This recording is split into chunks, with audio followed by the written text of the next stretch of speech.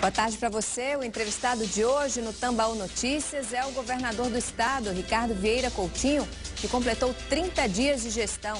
Os telespectadores de toda a Paraíba podem participar, enviando a partir de agora perguntas através dos telefones 3015-3704 ou 3015-3706, pelo Twitter, @TV Tambaú, ou pelo e-mail tambaunoticias@tvtambaú.com.br. Boa tarde, governador. Nós estamos ao vivo aqui para mais de 100 cidades paraibanas e eu começo perguntando sobre um assunto que muita gente gostaria de estar nesse momento perguntando ao senhor sobre segurança pública. Bom, a violência, o número de homicídios na Paraíba inteira cresceu nesse mês de janeiro em relação ao mês de janeiro do ano passado. Isso é um fato. E eu gostaria de saber do senhor qual o motivo desse crescimento e se o senhor já recomendou ao seu secretário de Segurança Pública medidas emergenciais para conter o avanço da violência. Boa tarde, Raquel. Boa tarde a todos os telespectadores. Na verdade, o problema da segurança, ele não pode ser analisado sob a ótica de um único momento.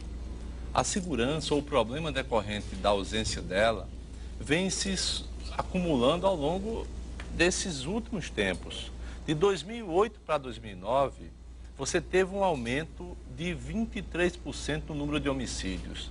De 2009 para 2010, esse aumento já chegou a praticamente 24% e um sobre o outro quase 50%.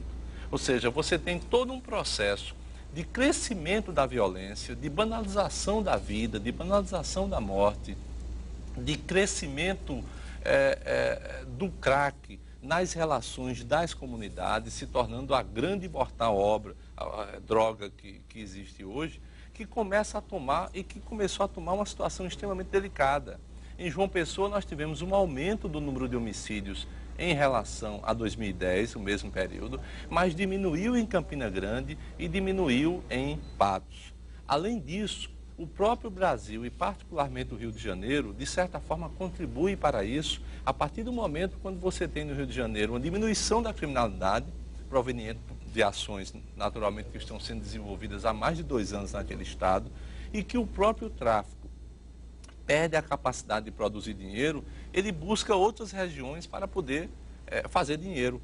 É por isso que você tem assaltos a banco. A violência sem fronteiras. A violência sem fronteiras, porque é muito mais fácil você trabalhar numa região desprotegida ou menos protegida do que outra, para poder, naturalmente, levantar recursos.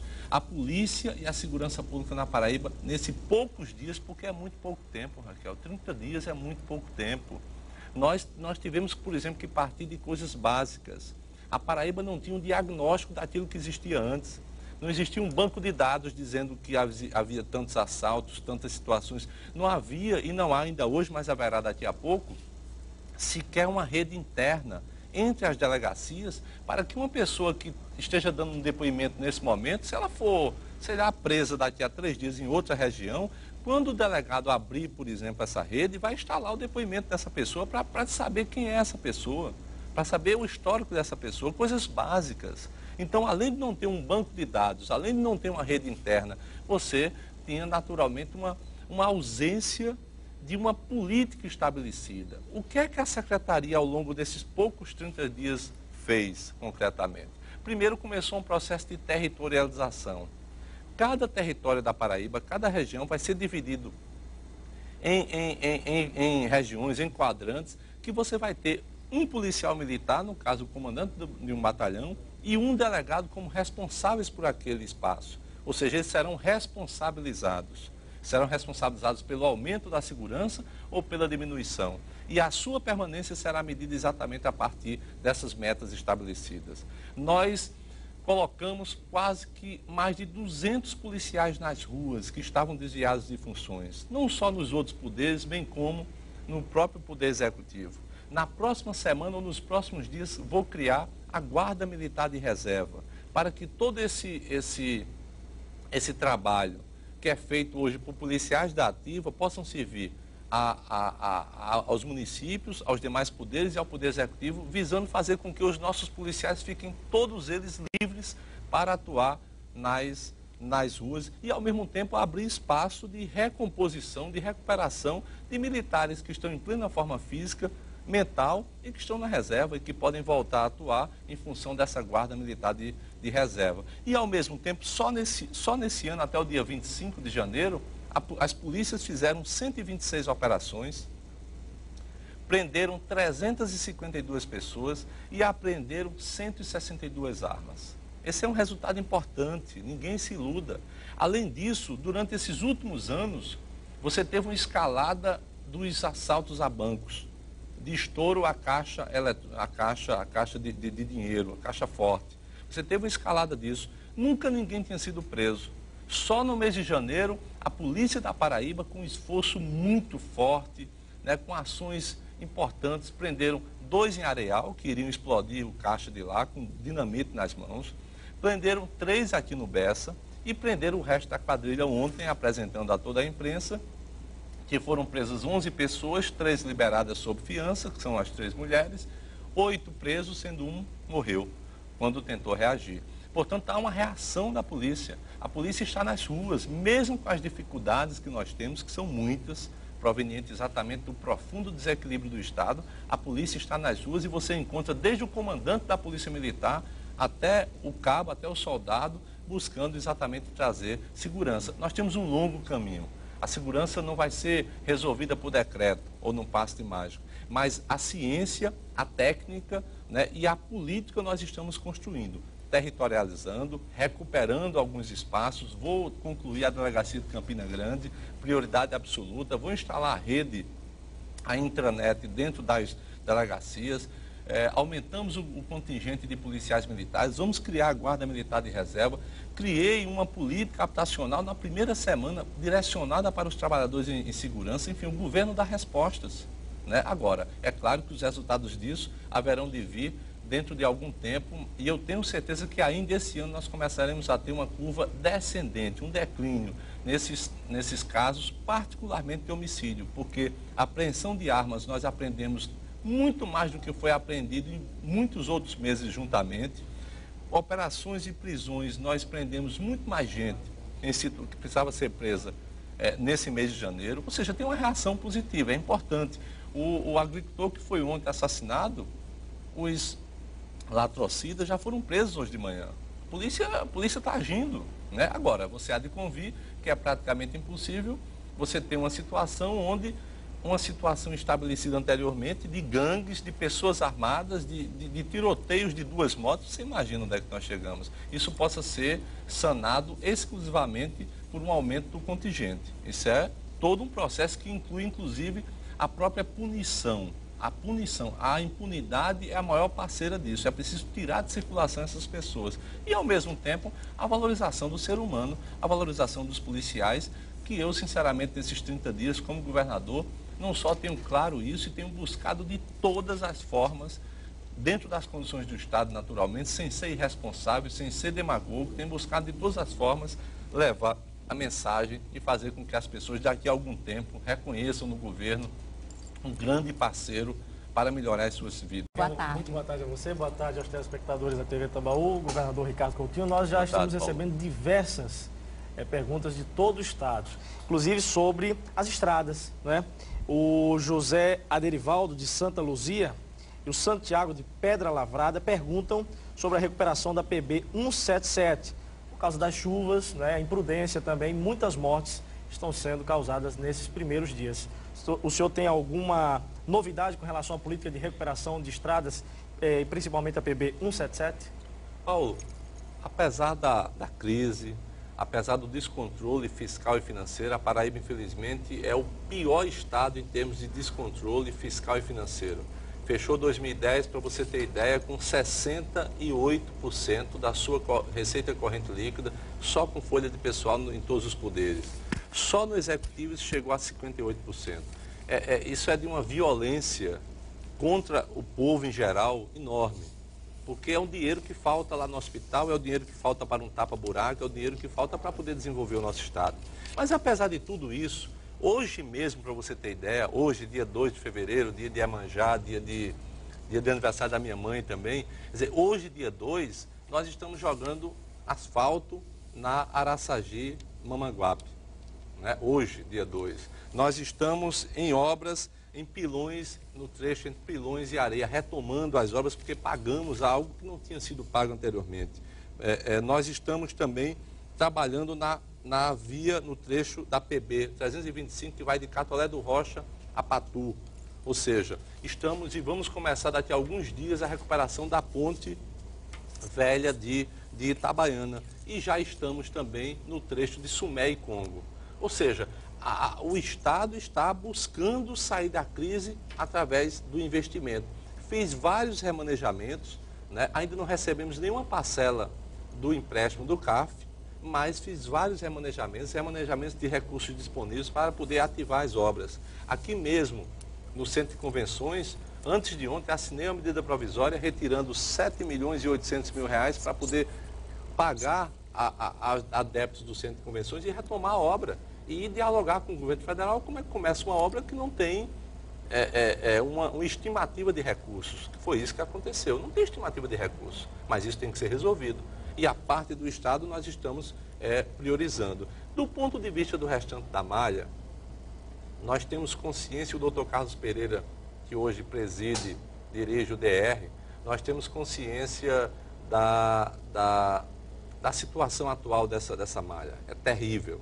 É preciso entrar com tapa-buraco emergencial para depois começar um processo de recomposição dessa malha, porque senão quando você terminar as novas, as antigas já estão todas destruídas. E é isso que está acontecendo, né? Eu tenho buscado apoio na esfera federal, não é fácil. Primeiro ano de governo, você tem restrição orçamentária, isso também acontece na União naturalmente, mas eu estou querendo implementar um ritmo forte, não dá para fazer toda a malha, mas nós vamos cumprir o empréstimo da CAF, inclusive com as contrapartidas do Estado. Vou fazer o binário de Bahia, nós estamos já negociando lá com 50, 60, 70 casas, a forma de indenização, se vamos construir casas, se vamos indenizar, enfim, a forma de fazer isso para poder instalar o binário da Avenida Liberdade, que é algo importante, e com essa redução de recursos que vai ser possível fazer aqui em Bahia, eu quero fazer o binário de Jacumã, que é uma outra necessidade imediata daquela região e que eu sei que vai ser importante para pensar a Paraíba daqui a algum tempo, um tempo próximo, mas daqui a algum tempo na expansão do seu projeto de desenvolvimento turístico. Governabilidade é o assunto que eu queria tratar agora. A Paraíba tem 3 senadores atualmente. Temos o Cícero Lucena, Vitalzinho e o outro PMDBista, que é o Wilson Santiago. 2 PMDBistas, um PSDBista. Eu pergunto ao senhor, o fato de não ter um aliado no Senado prejudica a atração de recursos aqui para o Estado? Olha, se houver responsabilidade, não prejudica, né? Porque eu já fui deputado de oposição durante 12 anos e nunca me senti no direito de, em nenhum momento, obstacular o que quer que fosse positivo para, seja o Estado, seja quando eu fui vereador de oposição. Então, nunca tive isso. Segundo, eu acho que um governo, quando trabalha com transparência, quando pega a informação que não pertence só a ele e torna público, ele tem credibilidade perante a população de construir um projeto. Qual foi a minha grande mensagem, sinceramente? Foi dizer que chega dos cordões, né? Vamos fazer a disputa em torno do projeto. Esse projeto tem o que de errado, tem o que de certo. Não tem qualquer problema isso é legítimo. Agora, se nós temos capacidade de convergir num determinado trecho desse caminho, não tem por que cada um tentar boicotar aquele trecho. É que os políticos tendem a personalizar o Estado, né? É que eu acho que é uma coisa que a população não aceita mais. O povo da Paraíba cansou disso. E isso é um dos motivos muito fortes para ter levado o Estado a essa situação. A Paraíba não teve um projeto estruturante ao longo desses anos. Você olha para Sergipe, olha para Pernambuco, olha para o Ceará, você vê vários projetos estruturantes. Pernambuco ganhou uma montadora, vai ganhar outra agora. Quer dizer, e a Paraíba não consegue atrair, mas porque a sua representação política, do qual eu faço parte, naturalmente, eu não estou personalizando essa crítica, mas a nossa representação política, ela não compreende que tem coisas diferentes. Uma coisa é o mandato que você exerce e a disputa que você faz num período eleitoral. E outra são os interesses do Estado. esses não podem ser confundidos com interesses pessoais. Eu não levo nada pessoal para Brasília, eu levo coisas que sejam do Estado. E fiz uma atitude de sinalizar para a bancada federal, fui lá no mês de dezembro, disponibilizei as ideias que o Estado tinha, que o governo iria ter, para que os deputados pudessem assumir aqueles que quisessem naturalmente. A grande maioria assumiu essas emendas e nós vamos batalhar agora as suas liberações. Eu acho que eleição é para o período eleitoral. Já houve diálogo com os senadores? Não, com o atual senador Wilson Santiago, sempre encontro, com o Vital também encontrei recentemente, não para falar sobre política, mas eu sinceramente não vejo nenhum problema em relação a isso, né? Muito pelo contrário, vou precisar de aprovar no Senado um empréstimo do Fundo Internacional do Desenvolvimento para a Agricultura, que é da ONU, na ordem de 49 milhões de dólares, para em 6 anos aplicar no Cariri e no Seridó em desenvolvimentos locais integrados. O Senado precisa aprovar, naturalmente, a autorização para contrair o empréstimo que está dentro das bases do Estado, tudo perfeito. Quer dizer, eu tenho certeza que ninguém de sã consciência pode ser contra isso. Muito pelo contrário, eu vou querer, e a Paraíba vai querer, que os senadores todos possam estar lá, né, fazendo com que esse recurso possa chegar. Além disso, aí a primeira parte da pergunta diz assim, mas seria melhor ter É claro que sim. Né? Eu, inclusive, votei no senador que foi eleito, mas que até agora não tomou posse. Teve a maior parte dos votos, foi o campeão de votos, que foi o senador Cássio Cunha Lima, mas não conseguiu até hoje tomar posse, e eu, sinceramente, não consigo até hoje compreender muito essa dinâmica, apesar de respeitar os poderes, mas essa dinâmica onde alguém cumpre uma pena, essa pena termina e depois vem outra lei e recompõe essa pena para algo completamente diferente, deixando a pessoa que foi eleita completamente fora. Algum senador já lhe procurou para estender a mão, para ficar em aberto para os projetos do Estado? Receber, votar e apresentar os projetos? Não necessariamente, mas eu, sinceramente, eu tenho absoluta tranquilidade em relação a isso. Eu vou procurar os senadores e vou colocar nas mãos deles os interesses não meus, que eu não tenho interesse absolutamente nenhum pessoal nisso, mas os interesses da Paraíba. E quero dialogar com a Paraíba a respeito do futuro desse Estado. Eu só tenho uma certeza, a Paraíba não podia continuar da forma como estava. A Paraíba não podia continuar fazendo de conta que a cada ano que passava, principalmente ano de eleição, se entraria milhares e milhares de pessoas em função de uma eleição e, ao mesmo tempo, o Estado sem ter poder de investimento nenhum, o Estado sem ter poder de desenvolvimento nenhum. Não é assim, as coisas chegaram no limite, né? E é preciso olhar para o Estado e construir uma ponte que traga modernidade, que traga desenvolvimento e que traga alternativas. Porque o Estado, seja a Paraíba ou qualquer outro Estado do país, ele chegou numa situação que é completamente inviável. E eu estou fazendo esse caminho porque eu fui eleito para isso. A população me deu a confiança de dizer e de sinalizar que, apesar de toda aquela mídia, aquilo não existia, porque não conseguia tocar as pessoas. Eu preciso fazer muito mais e melhor com menos dinheiro. Esse é o desafio. Cortamos 30% do custeio do Estado. Você imagina que essa TV aqui, que funcionava com R$100, um exemplo, de custeio, passará a funcionar com R$70 de custeio. Cortamos 30%. Isso é uma coisa que é importante, né?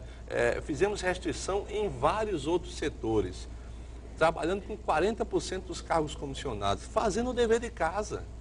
E eu te digo, isso não é bom não, porque quem me dera eu viajar para Brasília e poder levar vários assessores que pudessem me disponibilizar dados e argumentos para poder fazer os debates.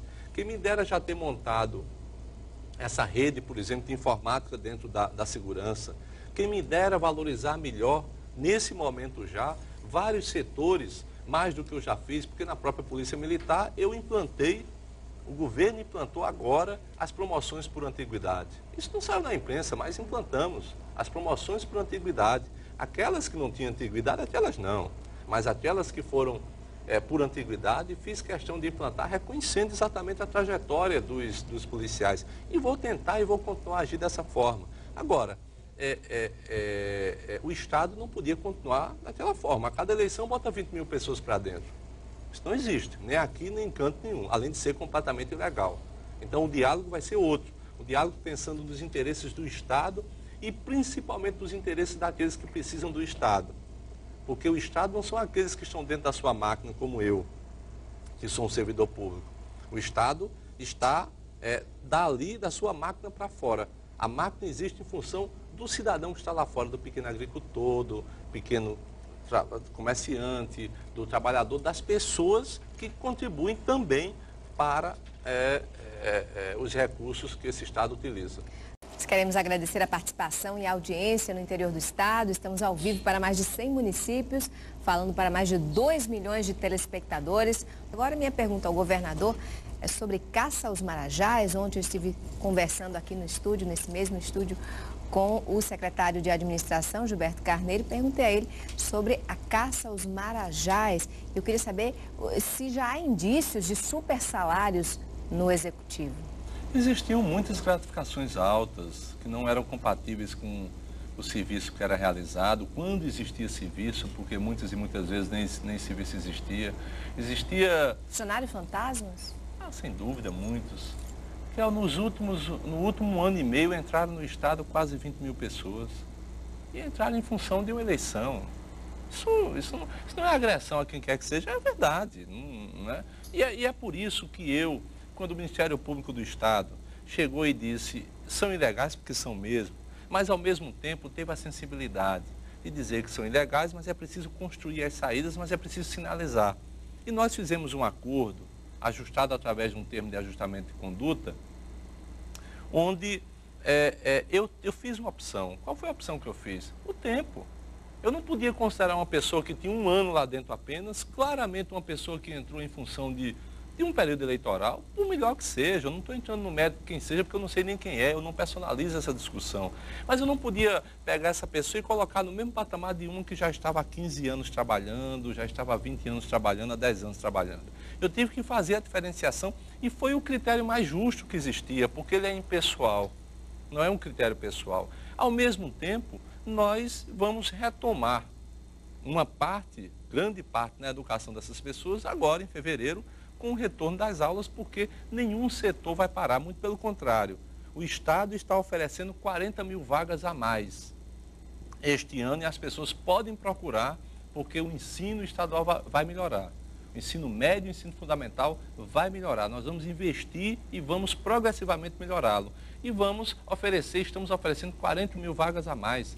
Nas creches do Estado, que atendiam 3.600, determinei que imediatamente já passasse para 4.400. Que é muito pouco, é bom que se diga, e aí vamos dialogar com os municípios, ver como ampliar essa cobertura de creches, que é fundamental, principalmente para as mulheres, para as mães. Ou seja, o Estado está agindo no meio de toda essa crise para poder ampliar a sua política de conforto, de assistência social. E para isso nós precisamos diminuir custos desnecessários.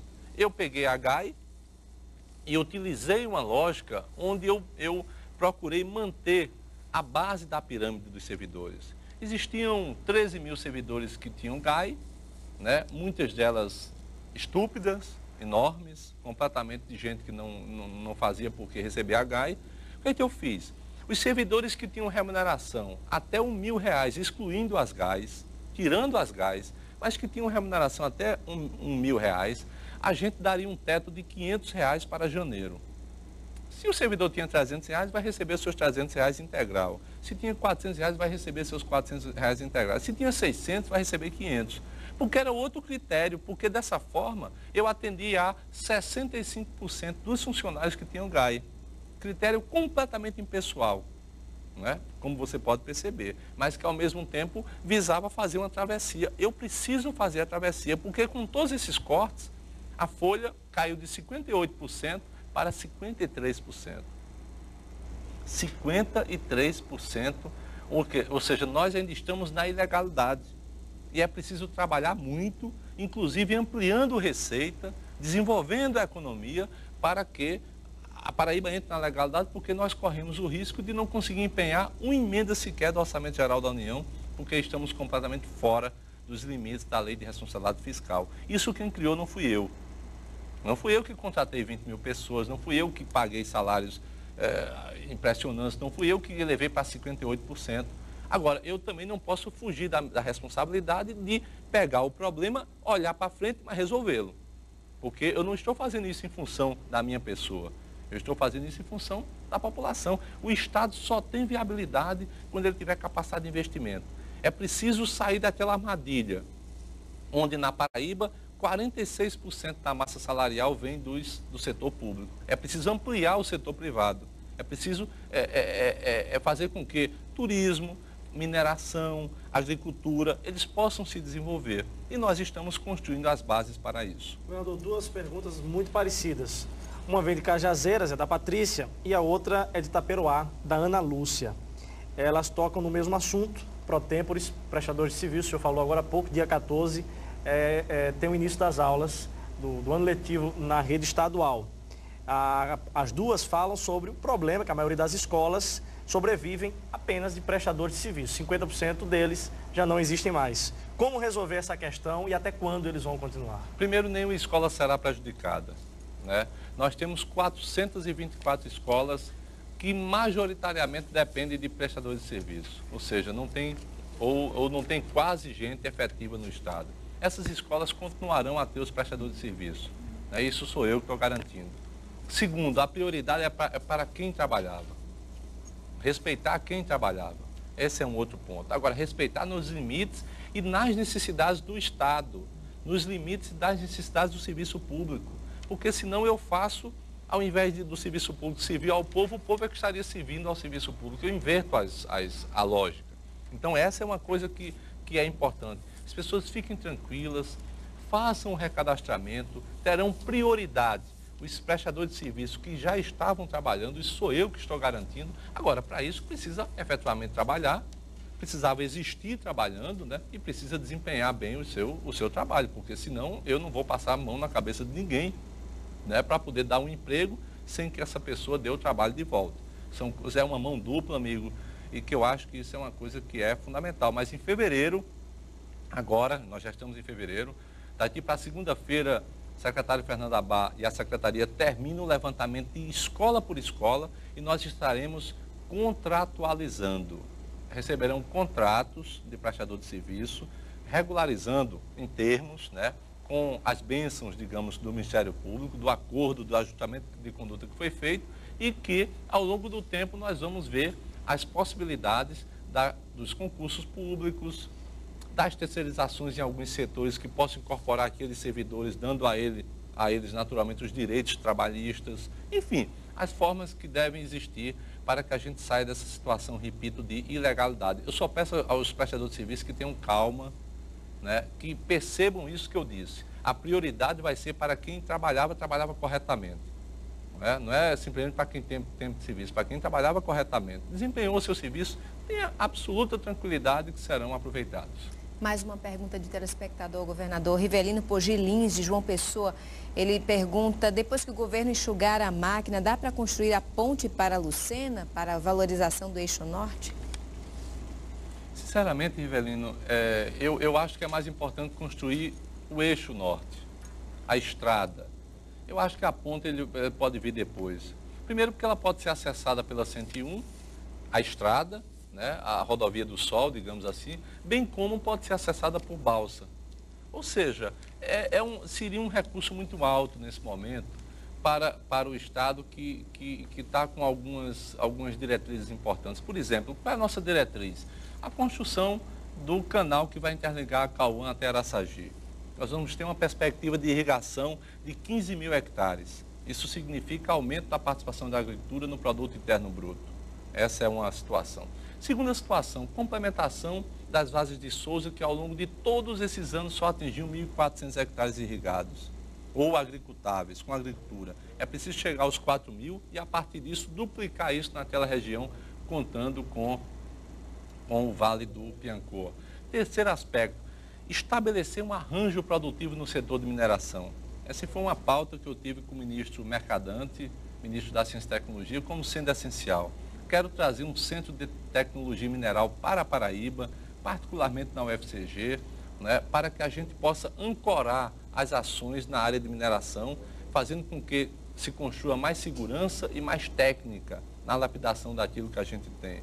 E quarto processo nesse conjunto de desenvolvimento é a ativação do Porto Cabedelo. O Porto Cabedelo é um porto excelente. Ele não tem que ser o maior, nem tem que ser o menor. Ele tem que ser um porto funcional, um porto que opere com a sua capacidade perto do limite, é isso, não é? E nós temos capacidade para isso.